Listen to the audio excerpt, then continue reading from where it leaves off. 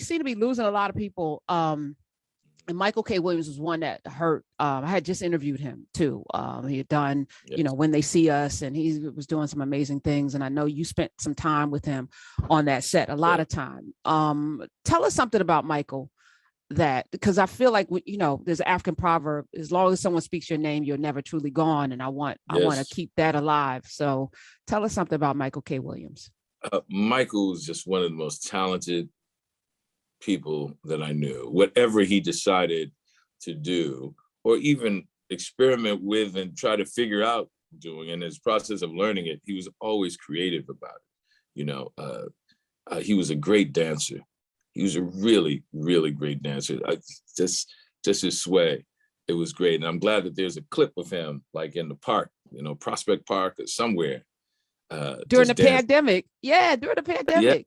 Yeah. I was just so happy about that. And then also the thing was, he was the kindest person in the world. I mean, one of the kindest people in the world.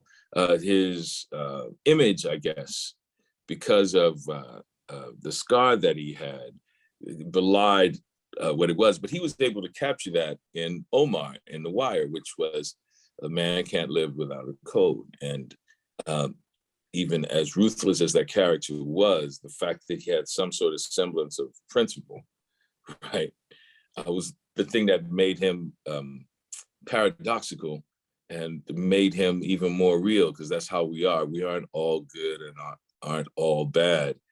We are a paradox in human nature, and he was able to capture that. He gave voice to the voiceless, right?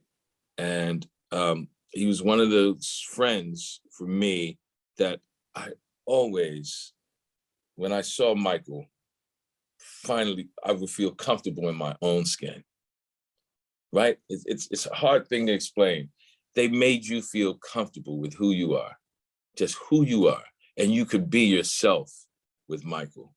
And no matter when or wherever I saw him, that was the feeling. Here we are, and we just picked up from wherever we last saw each other. It was like no time had been lost, like as if we were speaking every day when we weren't. And he was just one of those friends. His humanity was just so pure. He made you feel comfortable in your own skin. That's what it makes. I've been thinking about that over these past couple of months. I'm like, when I saw Michael, I felt comfortable with who I was, because he just made me so at peace with who I was and comfortable to be myself with him. And with all he was struggling with, I thought that would overcome all. And a moment of struggle ended his life. And it's a reminder of how precious life is. It's a reminder. I always think, I think about that when I think about friends who have committed suicide, an impulsive moment of weakness, of trouble, that you can't reverse that impulse. That if you could, I always have this sense of like, oh, wait, all right, I just need some ground, some comfort. And that was a physical equivalence of that with Michael, of a momentary instance of weakness had an eternal outcome, and he lost his life. But as you say, as long as you speak someone's name and the impact that he has on others and had on others, I think will live a long time. Will live a long time. I appreciate that. Where does Wendell Pierce find comfort?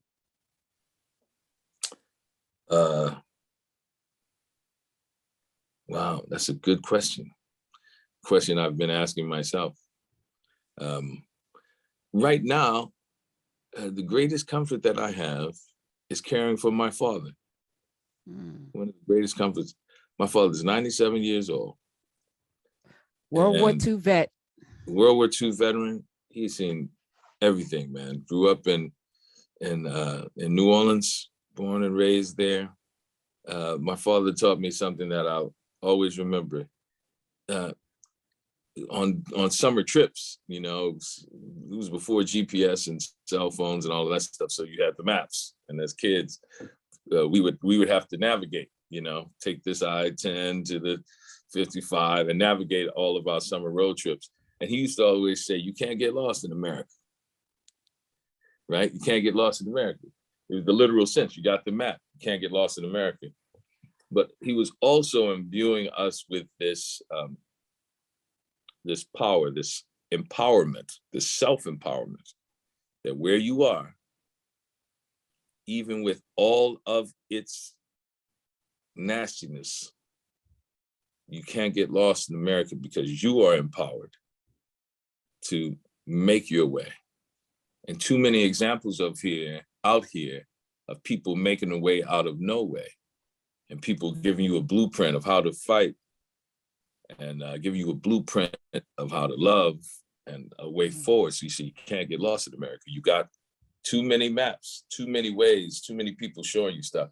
And, you know, I try to share all of that now. Yeah, he's 97. He's like, "Yeah, that's nice. Come scratch right here."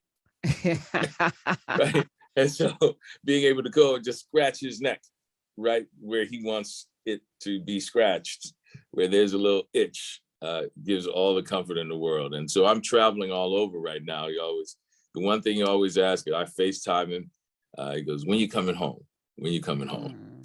So that's a joy to hear and still have, because I lost my mother, so many friends, and we all lose parents, and some people don't have either one of their parents. I know how precious that is.